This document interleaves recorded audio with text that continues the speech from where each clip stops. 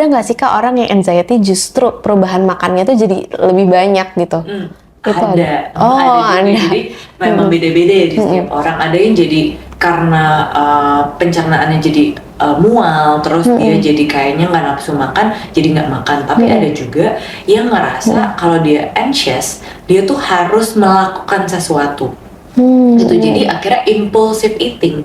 Makan apa aja, ya udah sesuka aku, pokoknya biar badan aku tenang.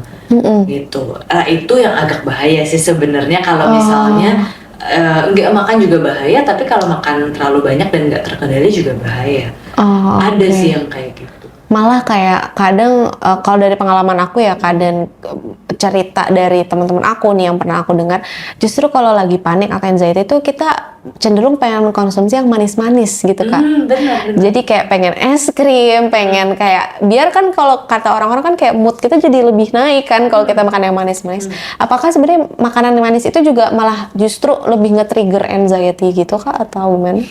Tergantung berapa banyak. Kalau Oke. misalnya, jadi kita makan coklat itu atau yang manis-manis sebenarnya itu memang salah satu cara soothing, cara badan kita tuh menenangkan, kayak ada sesuatu yang enak, yang manis, yang bahkan coklat juga mengandung kandungan yang bisa bikin kita tuh kayak lebih tenang juga gitu. Nah itu ya boleh kalau sesekali.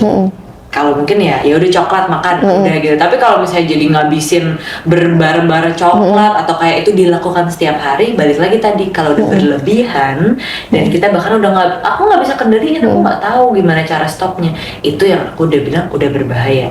Tapi gitu. kalau makan atau minum kayak misalnya kita kalau lagi cemas kan pengen ya minum yang anget-anget, green tea atau mungkin hot chocolate, itu ya nggak apa-apa karena memang membawa signal relax ke tubuh kita. Tapi balik lagi kalau jadi nggak karu-karuan, nah itu yang jadi nggak bagus.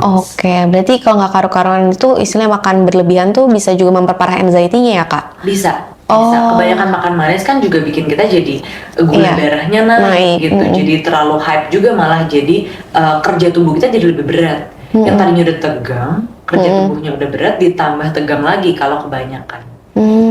Gitu, menarik banget ya.